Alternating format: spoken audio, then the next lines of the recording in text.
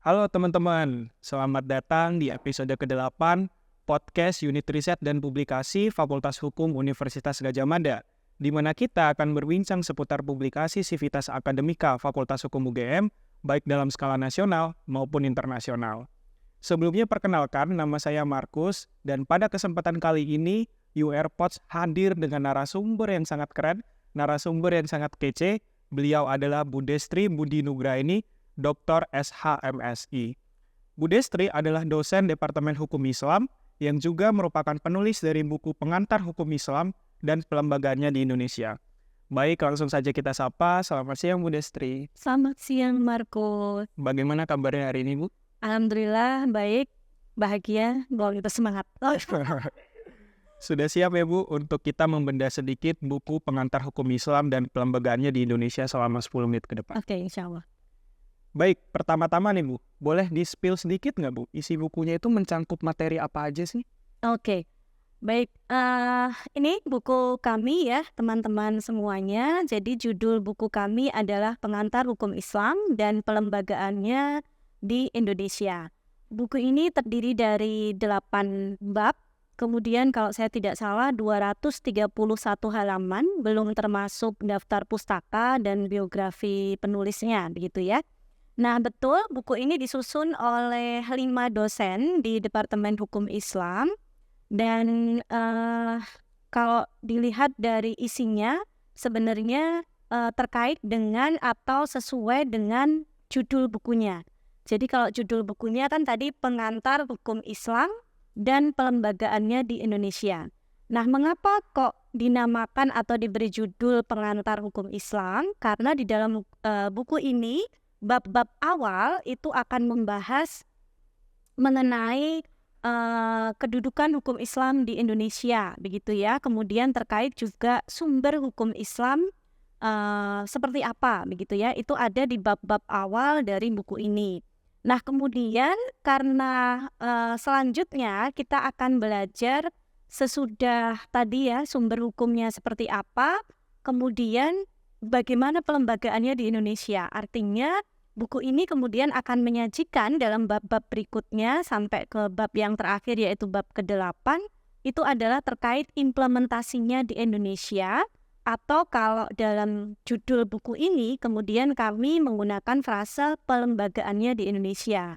Jadi di sini akan ditulis bagaimana hukum zakat dan wakaf, begitu ya. Jadi pengantar prinsip-prinsipnya, kemudian bagaimana diaplikasikan dalam peraturan perundang-undangan, termasuk di sini juga ada contoh-contoh misal manifestasi ijtihad dalam peraturan perundang-undangan. Ijtihad itu adalah salah satu sumber hukum Islam. Kemudian, bab-bab berikutnya akan dibahas contoh aplikasi ijtihad dalam peraturan perundang-undangan di bidang hukum Islam, kemudian contoh manifestasi ijtihad dalam jurisprudensi, sekali lagi terkait dengan hukum Islam. Jadi sekali lagi isi buku ini menggambarkan sebagaimana judulnya, begitu. Oh iya. Oke, tadi Bu Destri sudah menjelaskan bahwasanya buku ini berisi tentang kedudukan hukum Islam di Indonesia dan juga mencangkup yang namanya sumber-sumber hukum Islam dan implementasi hukum Islam yang ada di Indonesia. Nah, terus selanjutnya apa sih, Bu, keunggulan dari buku ini yang kira-kira itu tidak dimiliki oleh buku lain? Oke. Baik, sebenarnya memang buku-buku terkait dengan pengantar hukum Islam itu bisa dikatakan sangat banyak ya di pasaran. Memang buku ini dilatar belakangi menjadi salah satu buku atau bahan ajar dalam pembelajaran mata kuliah hukum Islam di Fakultas Hukum Universitas Gadjah Mada. Nah, artinya karena buku ini memang disiapkan untuk menjadi salah satu pegangan bagi mahasiswa Fakultas Hukum, khususnya di Universitas Gadjah Mada, maka letak keunggulannya adalah pertama, bagi teman-teman yang memiliki buku ini gitu ya, termasuk mungkin teman-teman dari praktisi maupun dari akademisi, maka buku ini merupakan potret pembelajaran mata kuliah hukum Islam di Fakultas Hukum Universitas Gadjah Mada. Kemudian apa keunggulannya? Ya tanpa menafikan buku-buku lain yang bisa jadi sudah lebih dulu terbit begitu ya mengenai hukum Islam. Menurut kami keunggulan dari buku ini adalah menampilkan terkait dengan legislasi hukum Islam di Indonesia dalam bentuk tadi ya. Jadi sebenarnya ketentuan hukum Islam yang ada di Indonesia itu uh, berakar dari mana begitu ya. Jadi cantolannya itu seperti apa begitu. Nah, buku ini akan mencoba membahas walaupun sekali lagi karena judulnya adalah pengantar.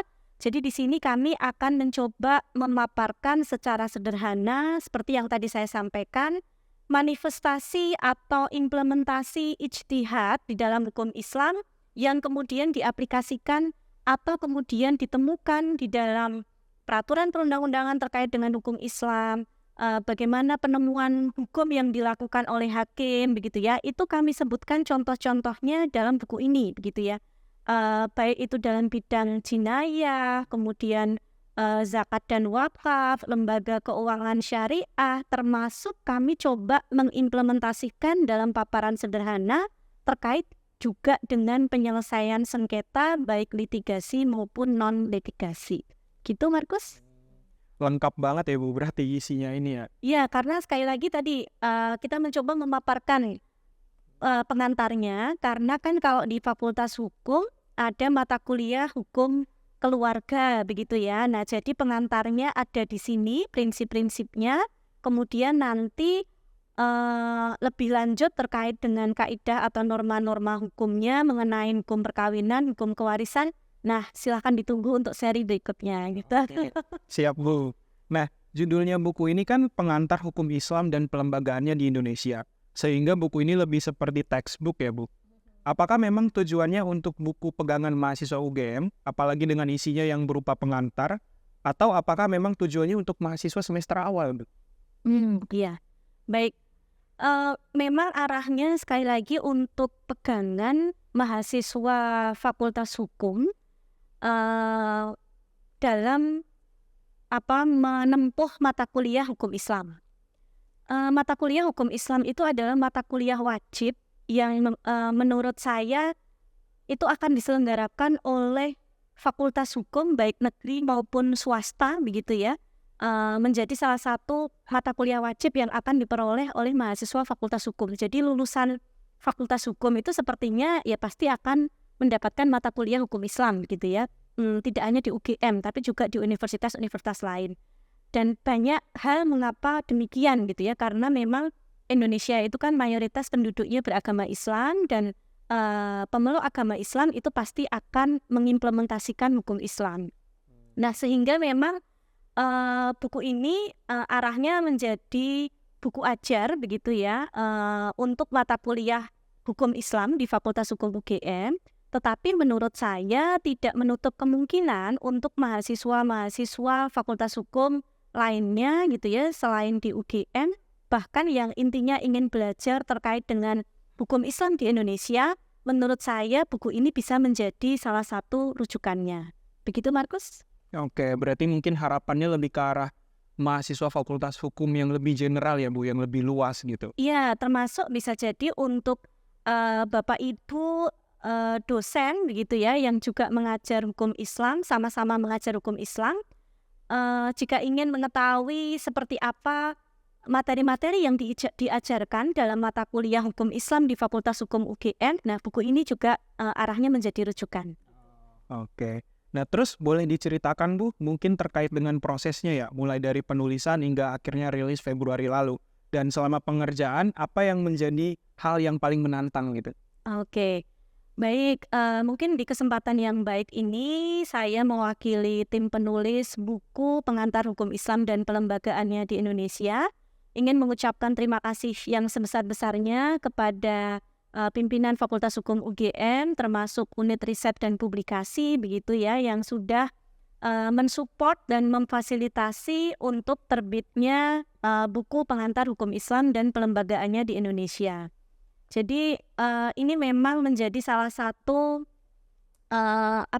menjadi salah satu produk dari program-program yang difasilitasi oleh Unit Riset dan Publikasi Fakultas Hukum. Jadi maka tadi ya saya mengucapkan terima kasih yang sebesar-besarnya ya karena sudah difasilitasi sehingga kemudian dosen-dosen di Departemen Hukum Islam kemudian termotivasi untuk bisa menerbitkan atau menulis buku pengantar hukum Islam dan pelembagaannya di Indonesia.